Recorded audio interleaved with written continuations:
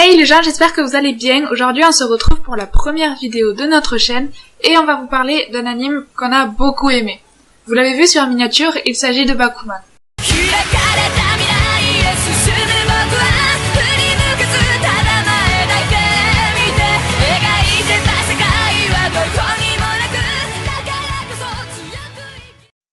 Alors, Bakuman, c'est quoi?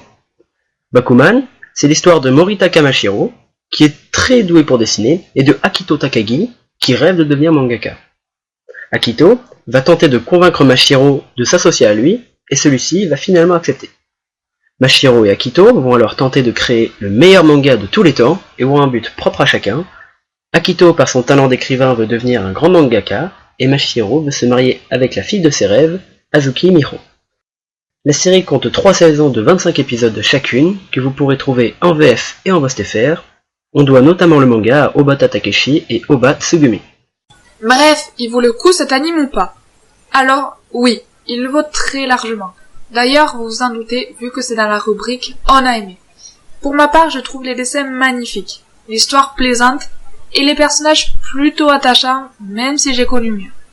Question scénaristique, on voit le chemin que chaque manga a dû faire pour parvenir entre nos mains, et c'est plutôt original. Je pense que cet anime il peut vraiment convenir à tout le monde, même s'il est plutôt long, vous devriez trouver votre bonheur.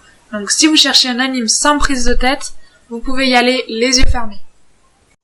Après, pour vous faire votre propre avis, on va vous donner les points positifs et les points négatifs de cet anime. On a trouvé que pour ce qui est de l'explication de la vie de mangaka, l'anime est bien décrit. L'anime est très précis sur certaines choses, et représente bien la vie de certains mangaka. Par exemple, les outils qu'ils utilisent, la composition de l'équipe, les publications, l'évolution des mangaka, tout cela je trouve que c'est très bien décrit. Ensuite, la confrontation avec Eiji Nizuma, le mangaka de génie aussi, est intéressante. L'accumulation des descriptions du déroulement de leur vie, des détails de mangaka donne un bon rythme à l'anime. On l'a déjà dit, mais on a trouvé les dessins très beaux, l'histoire pas très compliquée, et qu'il y avait même un parallèle avec les autres histoires des mangaka. Pour les points négatifs, on a remarqué que la romance, elle prenait vraiment trop de place dans l'anime. Elle était trop proche des shoujo. Je trouve que ça gâchait un peu le truc. Ensuite, l'anime il est assez long. Ça peut être un point positif comme un point négatif. Soit on accroche et on est totalement immergé dans cet anime, soit on décroche et la longueur nous fait totalement arrêter. C'est un anime de romance et de culture, donc on le conseille aux personnes qui cherchent de la romance et ceux qui cherchent à en savoir plus sur la culture japonaise.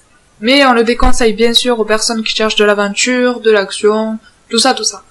Alors on touche à la fin de cette vidéo, surtout n'oublie pas de laisser un pouce bleu si la vidéo t'a plu et à t'abonner si tu veux en voir d'autres. Et je vous dis à bientôt pour une prochaine vidéo.